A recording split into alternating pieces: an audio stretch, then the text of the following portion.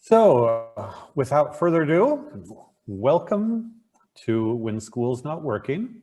I'm Michael Strong with expanseonline.co, and I have three colleagues, Kath, Andrew, and Tori, who will introduce themselves in a minute, and then we'll go to our special guest of the evening, Peter Gray.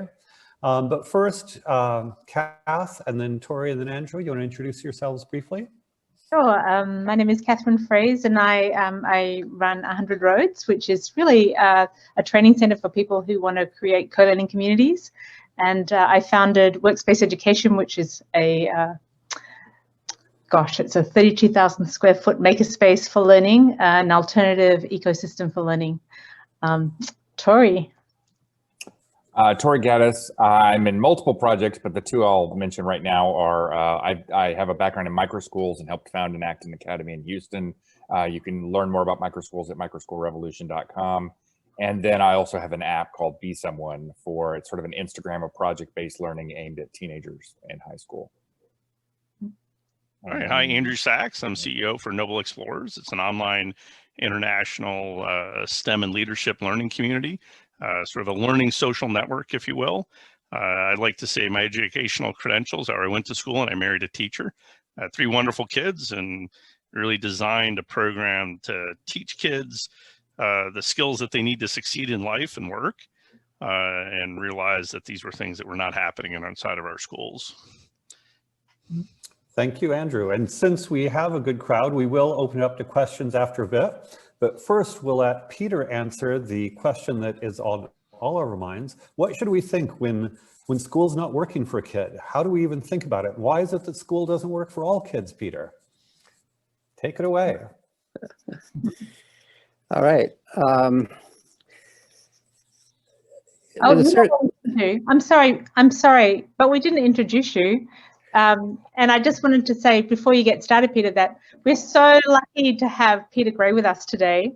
I've known Peter for a really long time. He came to visit Workspace and we had many, many great conversations. But what I really love about his work is that he looks at how humans evolved and how they evolved to learn, throughout time. And he really focuses on the idea of play and how we learn really well as humans through play. And, most of the problems that are occurring are because children and humans aren't getting enough play in their education. He writes many, many research articles. He's at Boston College. He writes for Psychology Today. And it is so great to have you here. And I'm sure everyone's in for a treat to hear someone who's had so much experience watching and creating learning environments as well for children. So welcome, Peter. Thank you. I'm really happy to be here. So the focus of a lot of my research and writing is on the idea that children come into the world biologically designed to educate themselves. So I'll start there in addressing your question of why school doesn't work. So what is that biological design? If anybody who's watched a child and paid any attention to a child should be able to guess what it is. It's no mystery. Children come into the world burning with curiosity. You can't stop them from learning unless you lock them in a closet.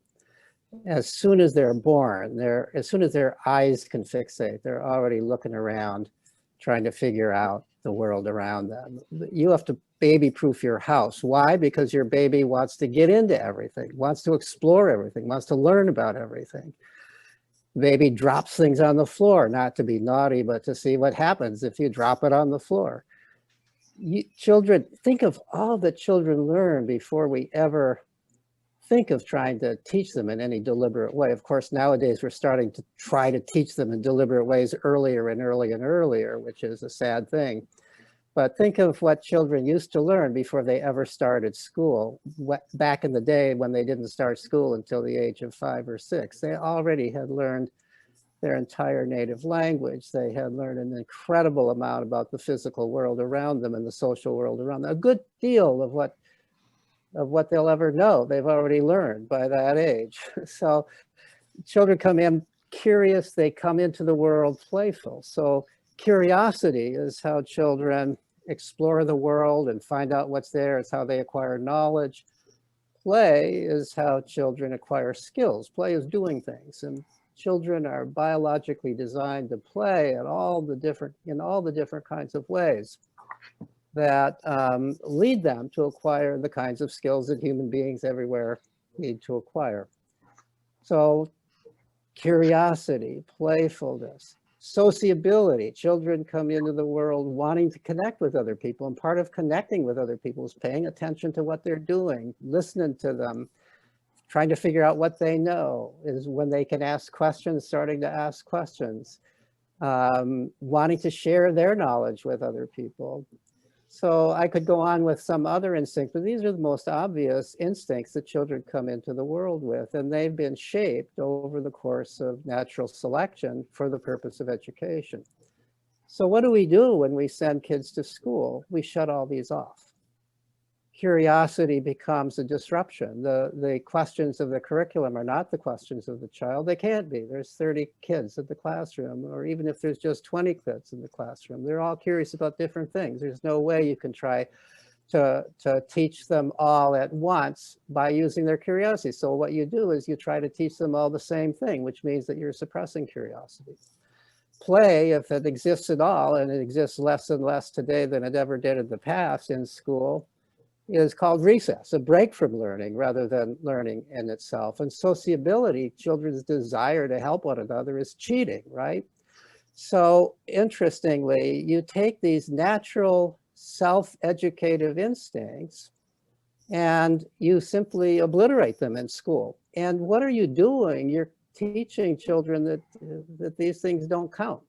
Your own questions don't count. Play is just trivial. Sociability, yeah, you know, that's fine, but it doesn't have anything to do with education. And helping is cheating. Education is all about your own personal advancement. It's not about connecting with other people. So that's the quick answer. You know, I mean, it just fundamentally, if you were to try to design a school that really served children's needs, it would look nothing like the kind of design that we have for schools. And then you might ask the question, well, why are schools designed the way they are? And the reason that they're designed the way they are has nothing to do with the science of learning. The science of learning, the understanding of how children develop, has nothing to do with the way schools were designed. Schools are as they are for purely historical reasons. Schools were really started, schools as we know them today, the historical precedents of the schools we have today, are products of the Protestant Reformation. And if you go back and look at the literature, the writings on why those schools were started, they were started fundamentally to save people's souls. And the belief was that children are born in sin. Children come into the world as sinful creatures, and the sinfulness has to be trained out of them. So far from trusting human instincts, the purpose of schools was to suppress human instincts, to suppress willfulness. That was the explicitly stated purpose of the first schools. So the Protestants believed that the most important thing for people for salvation is to be obedient and to believe the Bible. And also, unlike the Catholics, they believed that it was important for every person to read the Bible themselves. So reading became important. So the first schools back in the 17th century were designed to teach reading, obedience, and biblical indoctrination. That was their clearly stated purpose. And if you read the writings of the primary founders of schools, especially the ones in Prussia, where they were most fully developed, the primary purpose, which he kept emphasizing, is to suppress the willfulness of children, to overcome their willfulness.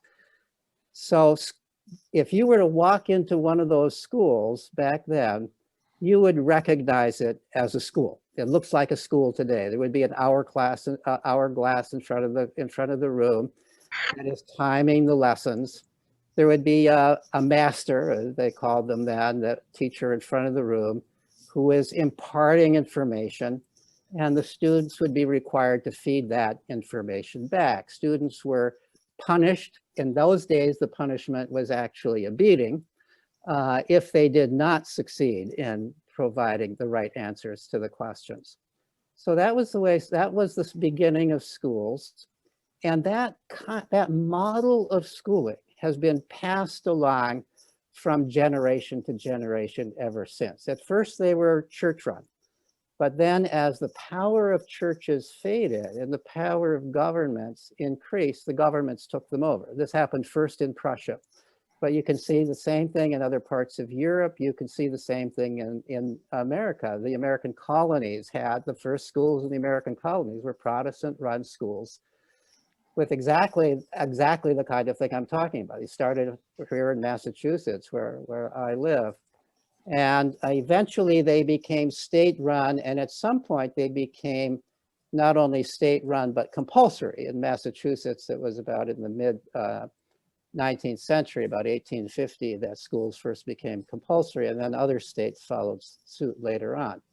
But the point is that schools were never developed to teach the kinds of things that we might think are important today, like critical thinking, like creativity, like they weren't even designed to teach the broad range of subjects that we talk about today, although they've been adapted to that. So here's the problem. You know, I think most people who go into teaching are kind of idealists. They're going into teaching because they really want to do something good for kids. And if you ask people who are starting off teaching, or people who have an ambition to become a teacher, you ask them questions, well, why do you want to teach? They say, well, I really love children. I really want to help children. I want people to be critical thinkers. I want people to be creative. I want to help every single child reach their potential. Well, then they face the reality of the classroom. And the reality of the classroom is that classroom is the classroom that was developed by those Protestants several centuries ago. And you can't do those things in that classroom. If you wanted to teach the kinds of skills that most young teachers believe they want to teach, you would have to have a school that doesn't look anything like the schools we have today. But we're creatures of habit. So schools were compulsory. They were passed along. Most of us, our parents went to school, our grandparents went to school. For many of us, our great-grandparents went to school. We don't know anything else. We believe that school is how children grow and develop. So that's the reality. Now, in the past, when I was a kid, even as recently as when I was a kid, which would have been 60 years ago, 70 years ago, the schools were not as bad because there wasn't as much of it. So we had school, but it didn't absorb nearly as much time as it does today. So it wasn't all that bad. We had lots of time out of school. We had lots of time to play, to explore, to do other things, to develop hobbies. So we learned some things in school that were worth learning, but we had lots of time to develop our own interests. Kids today don't have that. So kids today are being deprived of play. They're being deprived of the opportunities to learn what they really love to do, deprived of the opportunities to learn how to take control of their own life, deprived of, and really deprived of play, and deprived of all the learning and the emotional benefits that come from play. So I know that you've had a lot to do with the Sudbury schools. I believe you have a child who runs a Sudbury school. I'm not sure if he still does. And we hear a lot about Sudbury schools. So I'm sure that some people don't know about what they are. So I was wondering if you could describe that alternative for us. Sure. I really got interested in this whole set of questions when my own son became a student many, many years ago at a school called the Sudbury Valley School, which is in Massachusetts, in Framingham, Massachusetts. The school was founded in 1968, and it's still going strong after 52 years. And it is a school that is as unlike school as you can imagine. There's no curriculum. There's no testing. Courses are not actually even offered at this school, although if any children want to have a course, they get together, they can form a course, and they can usually talk a staff member into leading it if they want a staff member to lead it. The school accepts children from the age of 4 on through high school age. So this would typically be like pre-kindergarten on through 12th grade if it was divided that way, but they don't think of it that way. You're not in any grade. The children are not segregated by age in any kind of way.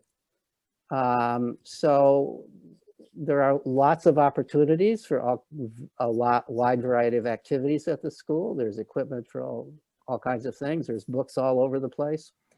There are at any given time, the population of the school varies. Right now it's low because of COVID, but population has been as high as 200 students, at which point there were 10 staff members. So, and that's 10 staff members overall. That's all the adults involved.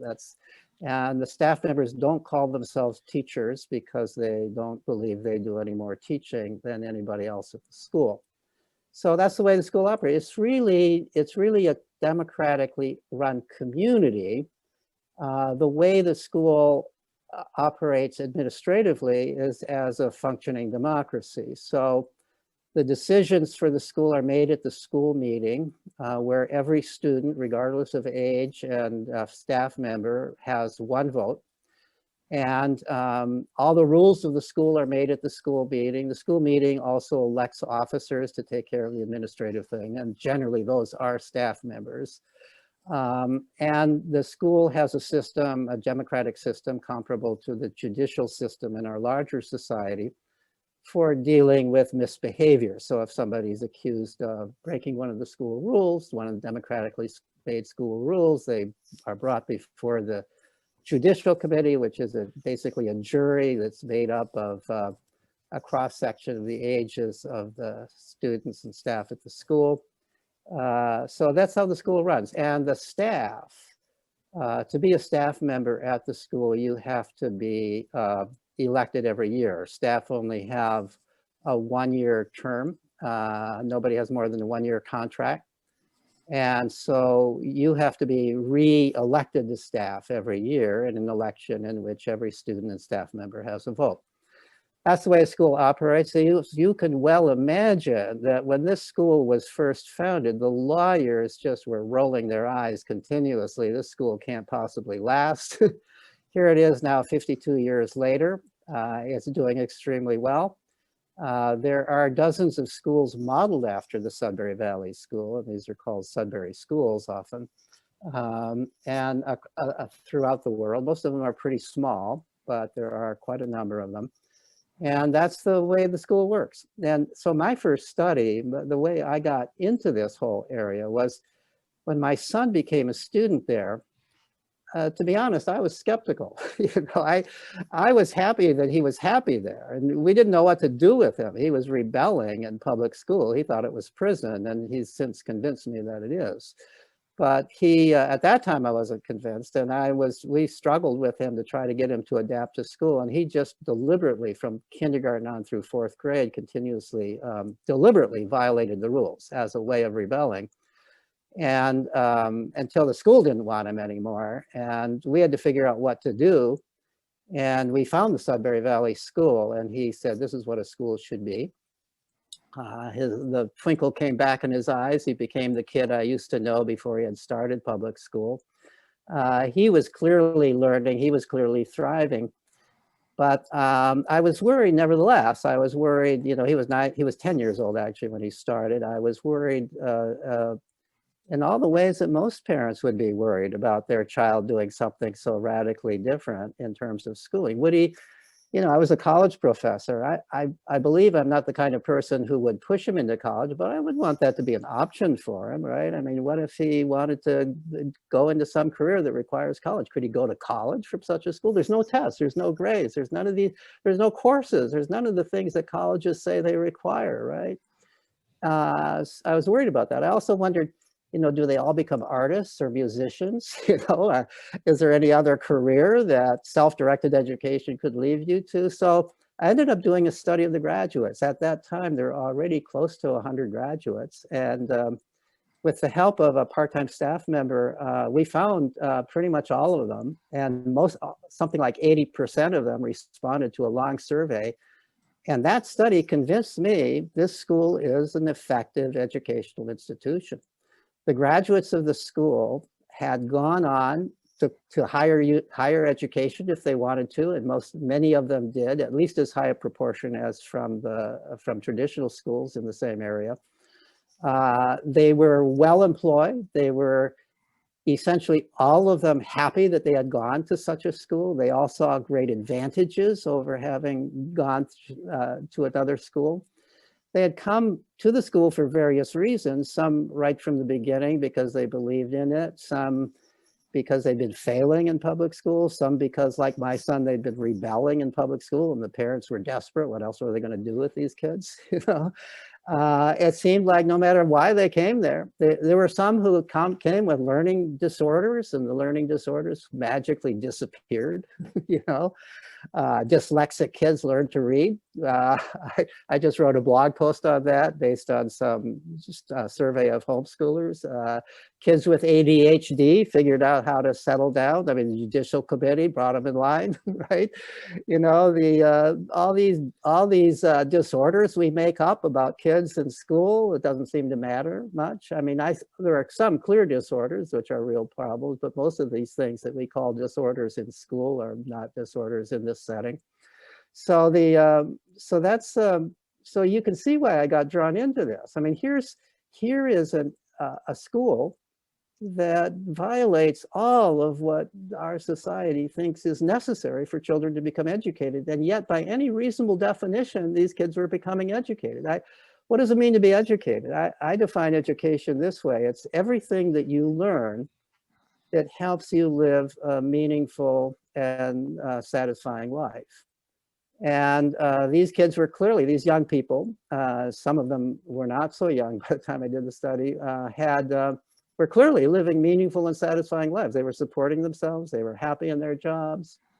They were happy they had gone to such a school. So they were educated. And so then the question became, well, how did they become educated? I mean, you go to that school and they're not on their own doing anything that looks like school, at least not much. Once in a while you can see somebody who's preparing themselves for a college entrance exam. They figure out they've got to take some kind of an exam to get into college, so they'll spend a few weeks preparing for that.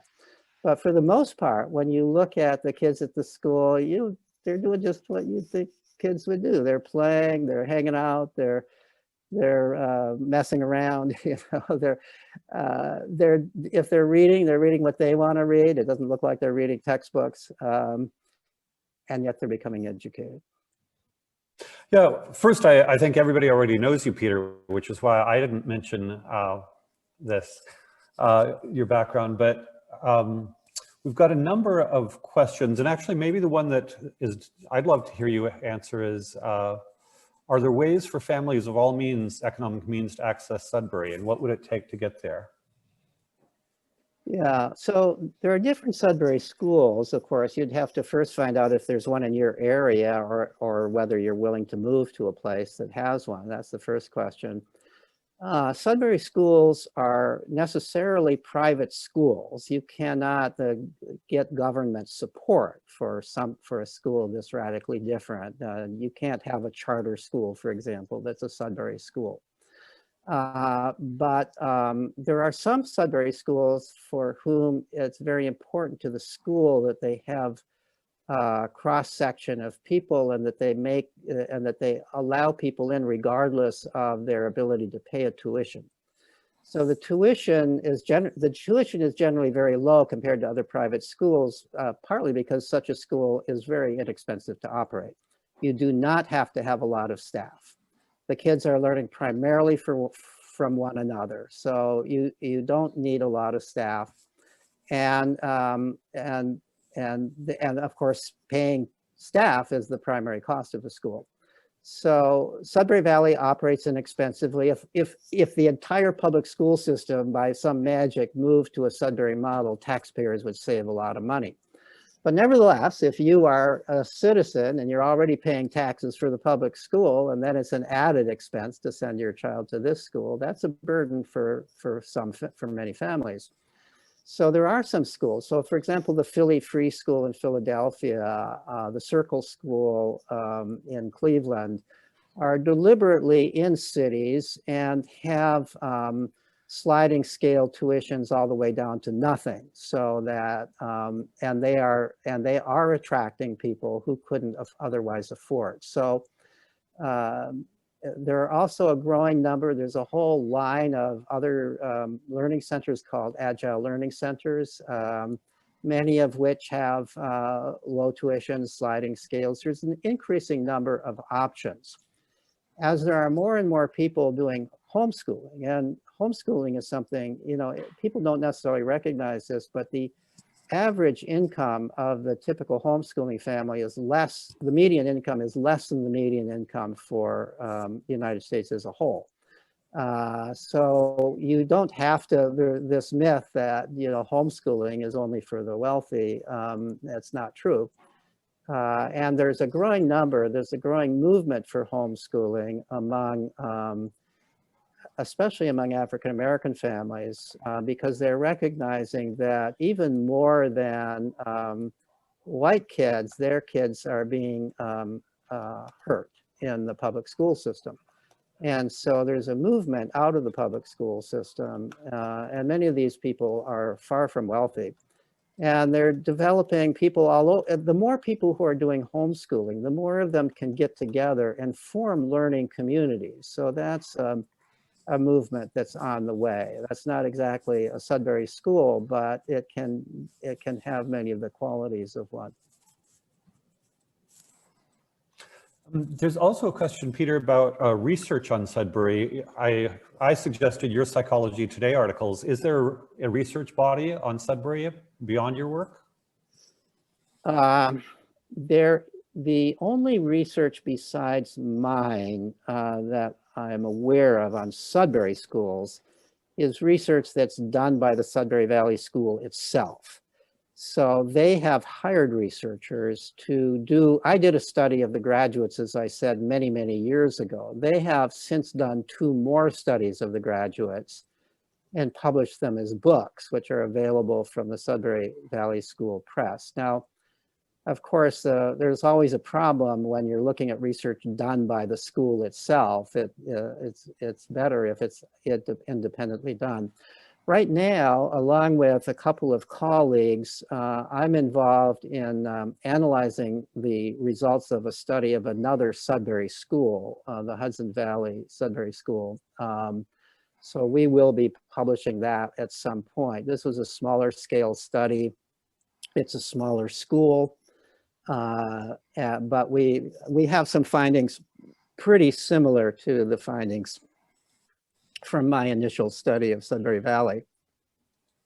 People who are interested, one way to find my publications, and through my publications, you could find what other work has been done, would be to go to I write a regular blog for Psychology Today magazine, and the blog is called Freedom to Learn. But if you just Google Peter Grafe Psychology Today, you'll get to my blog.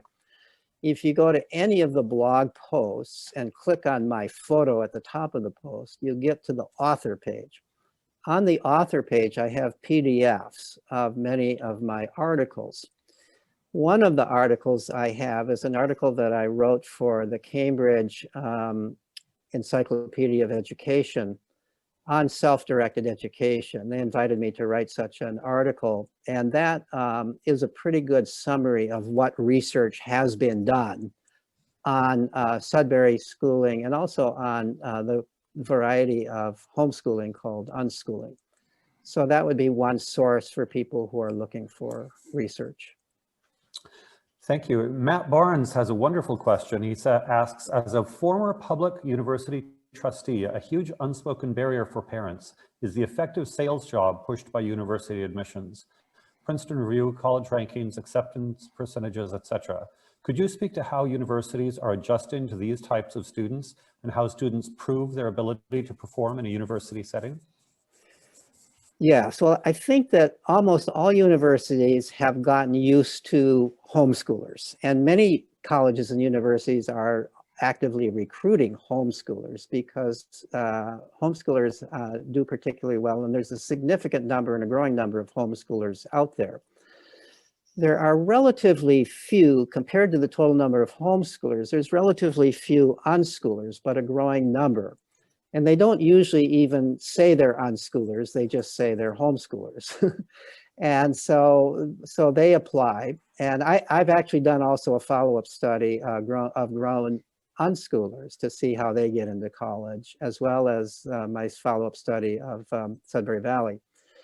Now, here's the story as I've been able to see it. Now, this isn't necessarily true for every college or university, but what I have found is that people who have done essentially no schooling, as we usually think of it, but they've been in charge of their own education, seem, in my observation, seem not to have any disadvantage getting into universities and colleges, though they have to take a different route.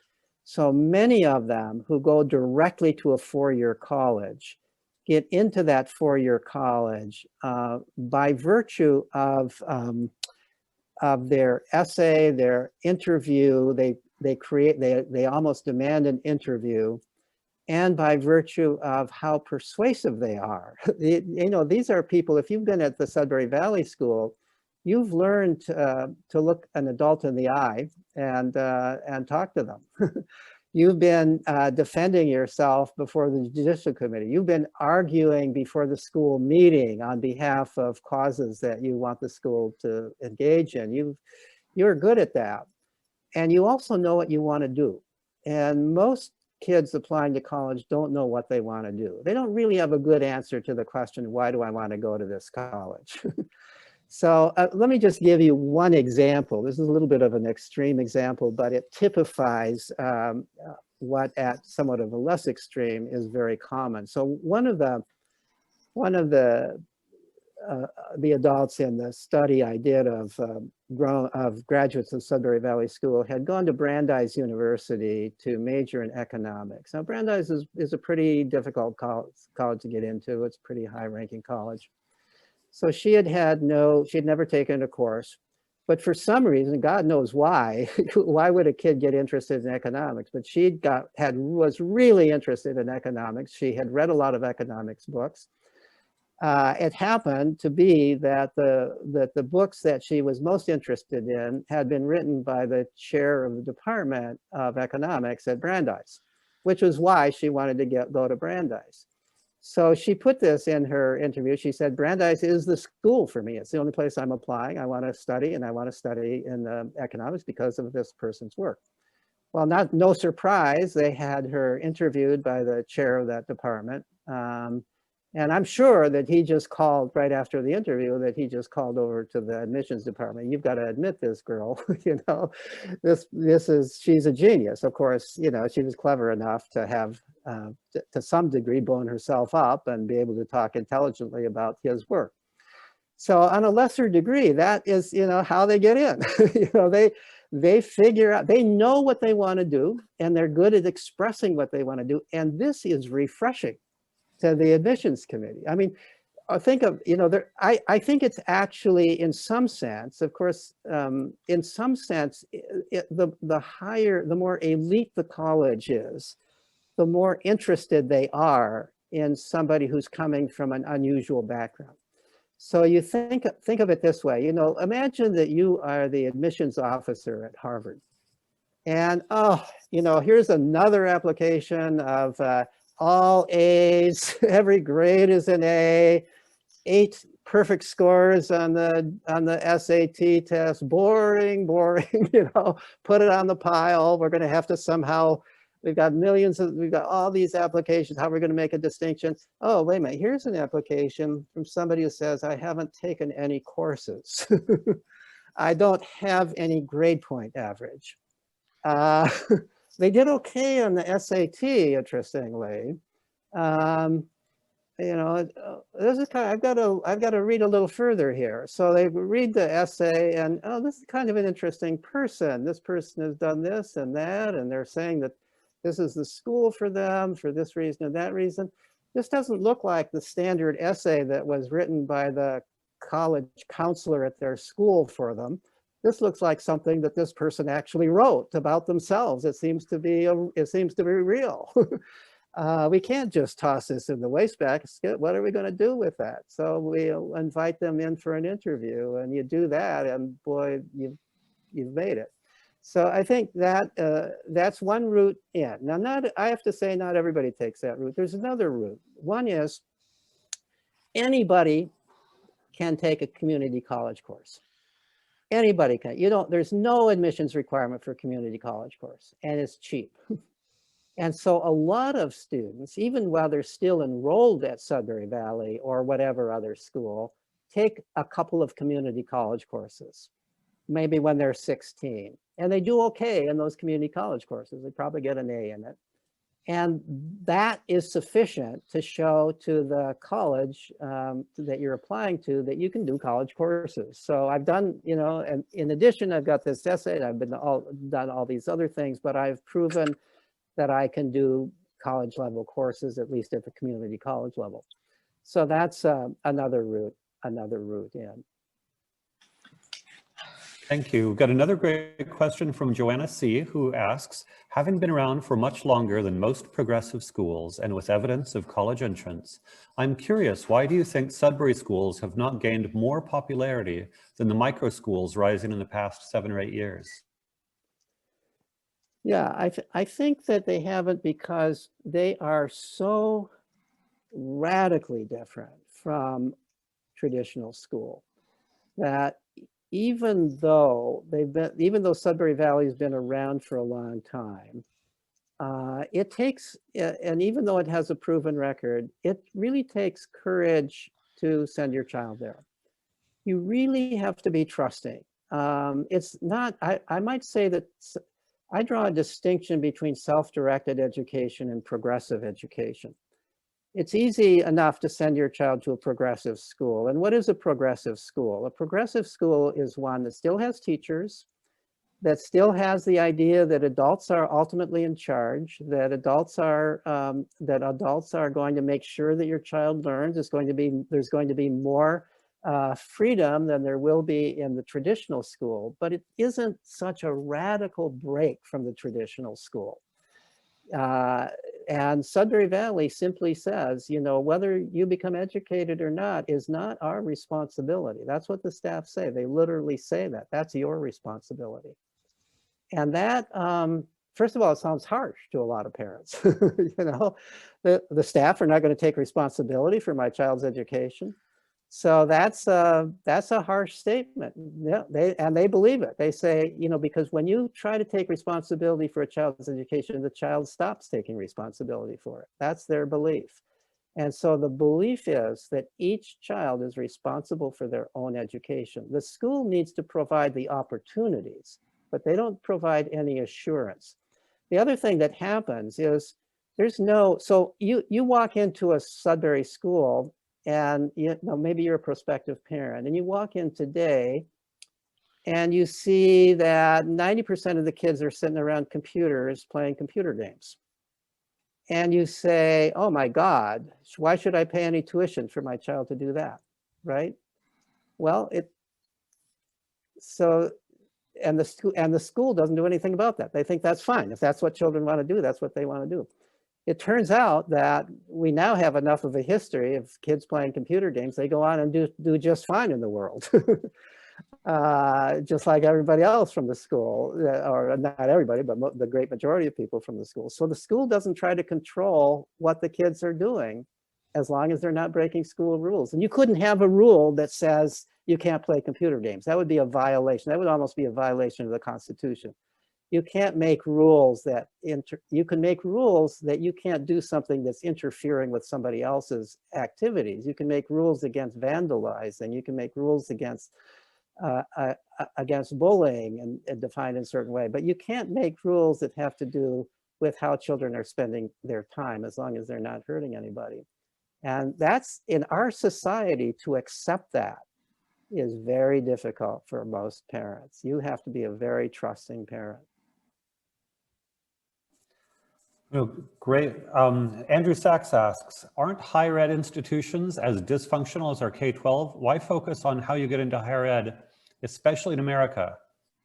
My advice for families looking for an undergrad experience for youth is to send your child to Europe for undergrad. But you want to address just the higher ed piece? Yeah, I think that's right. I completely agree. Now, the reason that there are several reasons why Sudbury Valley graduates, why grown unschoolers might want to go to higher education. It's because the way we are structured right now, certain kinds of careers essentially require higher education. So if you want to be a doctor, you pretty much have to go to a 4-year college before you can go to medical school. If you want to be a lawyer, if you want to be, so that's the primary reason that people would go. The other reason is there's a certain number of graduates of Sudbury Valley, a certain number of grown unschoolers who, because they've never taken organized courses, or maybe they've only taken 1 or 2 in a community college, they're actually kind of excited about the idea of organized courses. Oh, wow, wouldn't that be fun? I'll go and they'll just there'll be these experts there, and they'll just lay everything out for me, and they'll teach me. And these are people who actually should go to liberal arts college. They're people who want a liberal arts education, and they're choosing it. And you know, unlike the great majority of people who end up there.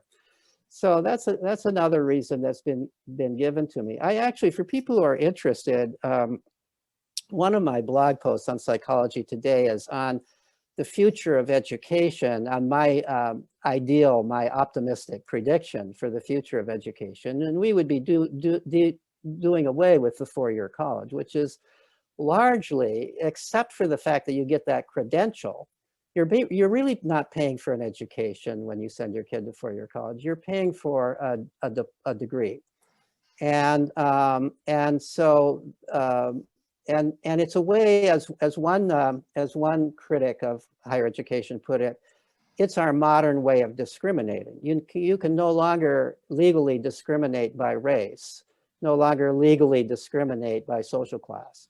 But you can legally discriminate based on whether somebody has a higher degree or not. And in essence, you're discriminating based on social class when you do that, because it's largely the upper, more middle class and above that can afford college, despite the opportunities, some opportunities through scholarships and so on available to other people. But but my projection is that, I mean, here's my ideal, that the first, my ideal is sort of a 3-phase system of education, where system is too strong a word for it. It's less organized than what we would call a system. But the first phase would be what I would call the phase of discovery, the phase of learning who you are, learning something about the world, trying to figure out your place in the world. And the ideal kind of setting for that would be something like a Sudbury school, where you have freedom to play, to explore.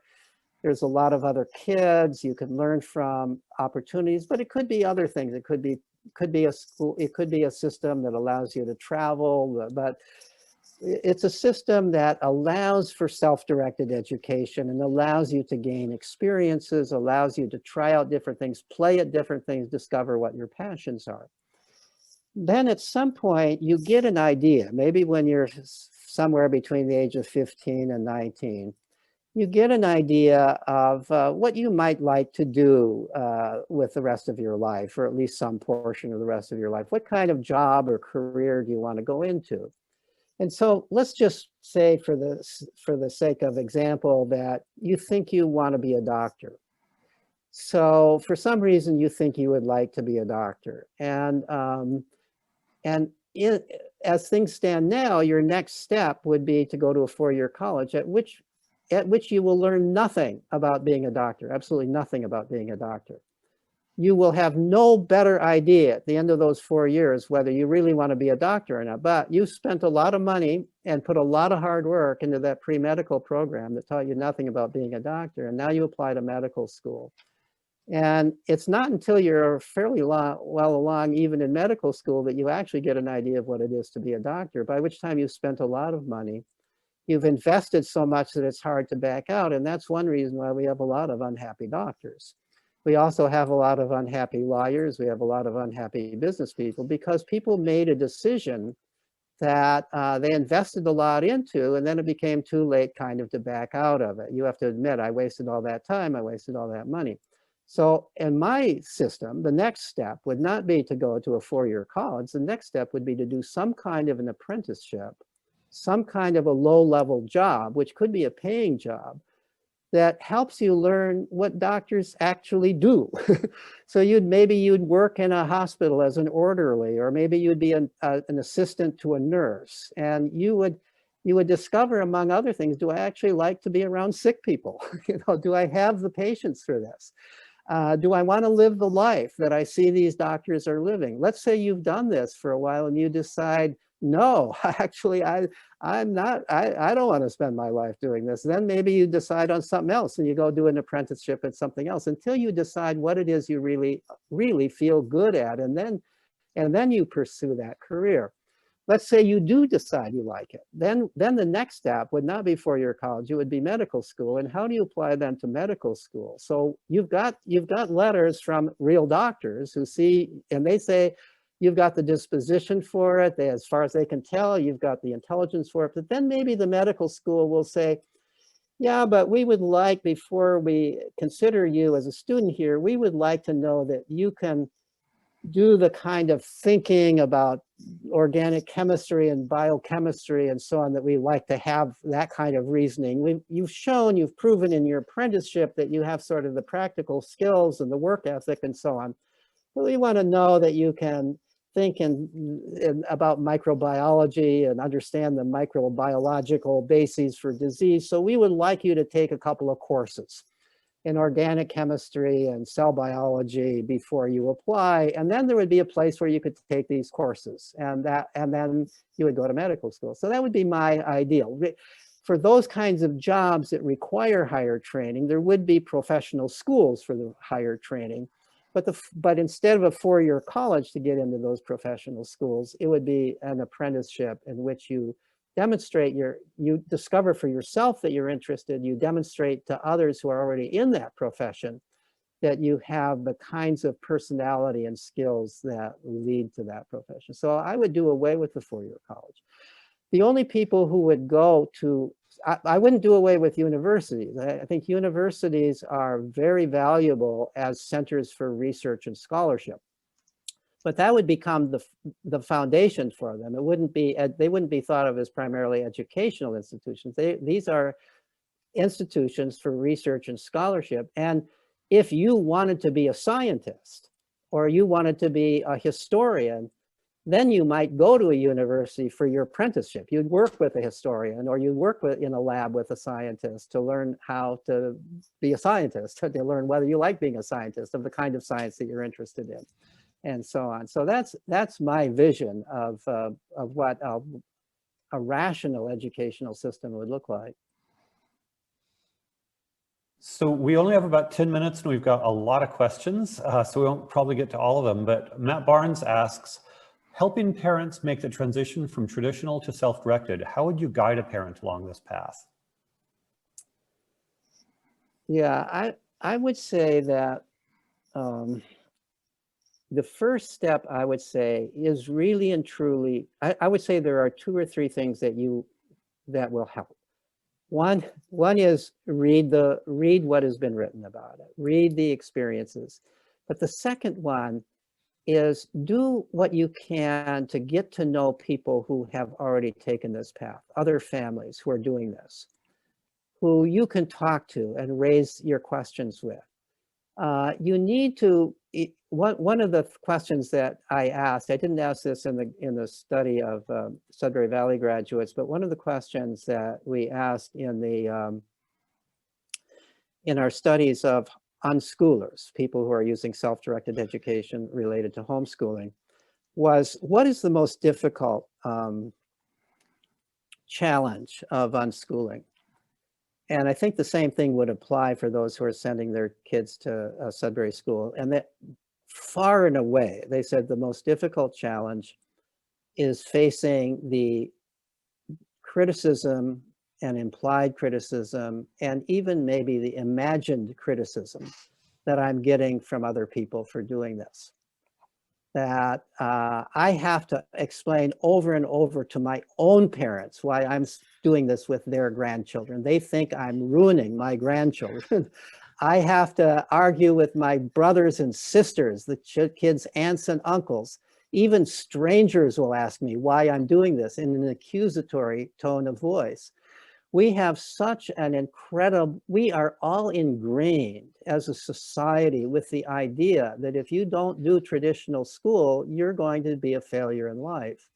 So even if you have personally become convinced based on the evidence and based on your own observations of your own child and how your child develops so well when under his, when the child can follow his or her own drives, we're still all creatures of norms. We're all social creatures.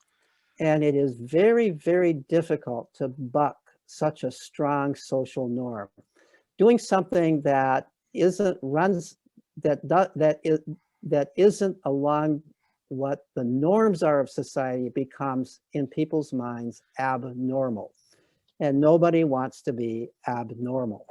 So what you have to do is develop a new normal by getting acquainted, becoming part of a community of other people already doing this. The more people who are doing this, the easier it becomes, because you're no longer a lone pioneer doing this. You can talk with other people doing it. You can talk, and you can also point out to people, look, by now there are thousands and thousands of people who are doing this, and they're out there who have done this, who have grown up this way, and they're out there doing well in the world. When Sudbury Valley started, nobody could say that.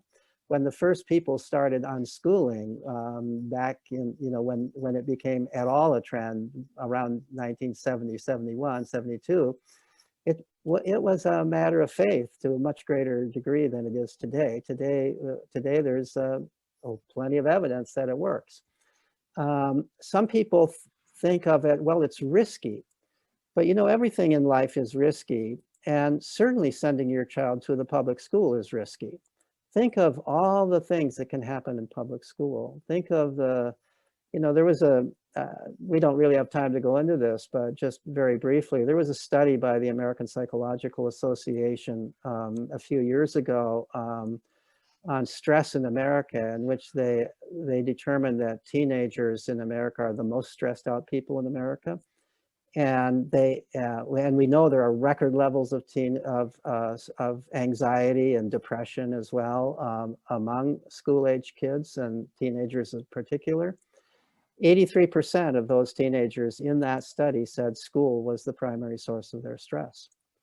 So the rates of suicide among school-age children are higher than they've ever been before, 6 times what they were in the 1950s when I was a kid in high school. And the rate of suicide for school-age kids is twice as high during months when school is in session than when it's not in session. So you're taking a risk sending your kid to school. Some people think the risk is school shooters, but compared to school shooters, suicide is a far bigger risk. There are huge numbers. Colleges are dealing with the fact that kids are coming in to college not prepared without the maturity, without the social and emotional maturity required for independent living, because they haven't had enough experience with independent living. When you allow your child to be independent as they're growing, as they are, to the degree that is necessary for self-directed education, they learn how to take care of themselves. They learn how to be responsible, and they don't have mental breakdowns to the degree that kids have if they're going to school. So I think for anybody who thinks that it's risky to send your child to a school like Sudbury Valley or to do unschooling, think about the risk on the other side of the question. Thank you. We're almost at 8 o'clock, but we started a few minutes late. Would you mind doing just one more question, Peter? I don't mind if others don't. Great. Rose Martinez asks, do you see a way of breaking into the public sector to make some fundamental changes, especially now that the masses are unhappy with our public options? It seems I see education reform now everywhere I look this year. Yeah, I do think. Now, I think that we're not going to, the public schools are not going to become Sudbury schools. They're not going to change to that degree. But I think that there is recognition that we have moved so far with our public schools in the direction of high pressure testing, homework.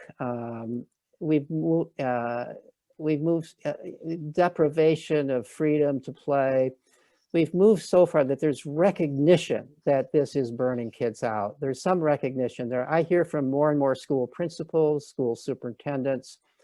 One of the organizations that I helped to found, although Lenore Skenazy, who wrote the book Free Range Kids, is the primary mover of this organization, is an organization called Let Grow. And we are working with schools to bring more play into schools, to actually bring play into schools, to have them lighten up in their homework, to have them let parents know that the standardized tests are optional, they can opt out of them, to find ways for children to show, those children who don't shine on academic tests, to find other ways for them to shine so that they are seen as valuable in the school by their peers and by others. And there are some very good strides being made by a number of schools. It's still a small minority of schools, but it's a growing number. One of the things, the first thing I say when I'm talking to groups of public school people is when they ask me, well, what can we do to bring this into to help out with public schools? The first thing I say is, instead of continuously doing more, start doing less.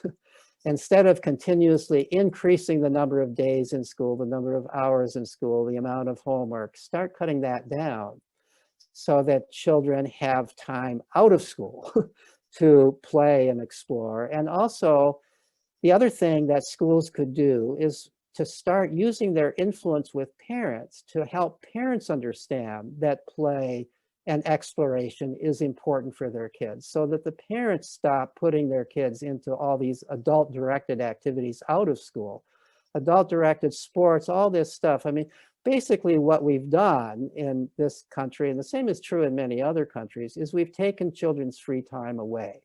We've put them more or less constantly in adult-directed activities. And they don't have time to daydream. They don't have time to discover what their own passions are, because they're being carted around from one activity to another. Now, interestingly, COVID shut all that down for a while, right? Yeah, all this stuff closed. You know, we did through Let Grow, we did a survey of how families were adapting to COVID. We did the survey in April, 1 month after schools closed, and then in May, 2 months after schools closed. And each survey was of 1,600 families. 800 were to parents who had kids in the age range of 8 to 13, and 800 were to kids of that age. And we did this twice. In each of those surveys, and it was across the United States, it was demographically balanced. We had people from every racial category and ethnic category. We had people from across socioeconomic groups and across the nation, and the same basic findings for everybody. What we found was that by and large, believe it or not, the kids were doing better during lockdown than they had before. Not everybody was, but one of the questions we asked of the kids, are you more calm or less calm now than when school was in session? 50% said less calm, 25% said, 50% said more calm, 25% said less calm, and 25% said about the same. So twice as many said they were calmer, not having to go to school, even though they were locked at home. And they were doing the school lessons at home, but they were saying they could do that in much shorter time. They had a lot more time on their own. And even though they couldn't see their friends in reality. We asked the parents the same question about their kids and basically got the same answer. Here was the biggest surprise, not so much a surprise to me, but it's a surprise to the average person looking at these data. We asked the parents, do you have more conflicts or less conflicts with your kids than you had before closure? Only 20% said more conflicts. 80% said either fewer conflicts or the same. And there were many more saying fewer conflicts than were saying more. So here's the kids are home all the time. The parents are home. You'd think they'd be getting each other's hair, that they'd be having a lot of conflicts, and they're saying, most of them are saying fewer conflicts. Why? I think the answer to that is pretty obvious. Most of the conflicts are about school. Getting the kid up in the morning to send them off to school, making sure that they do their homework at night, carting them around all these activities. This creates a lot of conflict. Parents were saying, for the first time, my kid is getting enough sleep. And I can see he's better for getting enough sleep. Another question we asked of the parents is, has your attitude changed about your child as a result? And most of them said their attitude had changed. And when describing, they had changed in a positive direction. They saw things in their child that they didn't see before. They saw that their child, for the first time now, had time to do things. And interestingly, they saw the child was doing interesting things and educational things. So there were children, lots of children were learning how to ride a bicycle for the first time in their lives, believe it or not. We've been raising kids, not giving them time to learn how to, or opportunity to learn how to ride a bicycle. Now they could ride a bicycle. There are kids who are, one kid, for example, said, I have this guitar. It's been sitting around in my room all this time. I've never had time to learn how to play it. I'm learning how to play it. There were lots of kids who were saying, I have time to read what I want to read instead of the stuff I'm being forced to read. And I'm learning a lot more and enjoying it a lot more because I'm reading what I want to read. And the parents were telling us, amazingly, my kid likes to cook. My kid is cooking dinner. Who wouldn't want their kids to cook dinner, right? And my kid is learning how to do laundry. My kid is helping out in the house. And my kid, instead of bullying the younger child, is actually helping take care of the younger child. The parents were impressed that their kids, when given this time and opportunity and responsibility, were rising to the occasion. Quite a number of, not through that survey, but I've heard from quite a number of parents who said, I'm not sending my kid back to school. I can see what my kid can do. And I think that's why we're seeing a doubling in the rate of homeschooling. A lot of people saw that their kids are quite competent, that their kids are doing interesting things, that their kids are more relaxed, and that they like having their kids around. And so they're not sending their kid to school. The other thing that happened is that parents sometimes for the first time saw what the stuff was that their kids were learning, because the online learning, the parents were supposed to be there looking over their shoulder. And there were some parents saying, oh my God, why sweat so much about this? Is this really that important compared to the things that my child would rather learn? So there really are some interesting things happening. It's not, I'm not saying that the majority of families are going to leave school as a result, but I think a significant number are who are not going to go back. And I also think that parents are going to start demanding of their schools more free time for the kids, less stressful testing, and so on. As things have happened in the past, often parents have been the pressure for more testing because they think that this is important for their kids, or they've been pressure for more homework. But I think there are some parents who are going to flip on that. I'm just so into this conversation, Peter. I don't want it to stop. And I'm sure everyone's feeling the same way. I did put in the chat. I know I'm actually attending one of your courses. You're doing a 6-part course, and I know that we had already the first session, but it was so great. I know it was recorded, and we have accompanying notes, so I don't think you would miss anything. If you wanted to join, I can't wait for the next 5 parts, the next one being on Wednesday evening. Anyway, I put all the details in the chat, so if you wanted to join Peter's course, which I highly recommend, just get in there and you can grab the JOT. There's a JOT form in there. You can sign up for the course there and find out all the other amazing information from Peter and all his research. And I would like to recommend that to everybody. So thank you so much, Peter. Thank you, Catherine. And yeah, anybody who wants to join that course, you'd be very welcome. It'd be great to see you there. Okay. Thanks, Peter. You're a hero to us all. Till next time. Thank you very much. Thank you very Peter. much for having me on. Have a good evening, the rest of you. Bye-bye.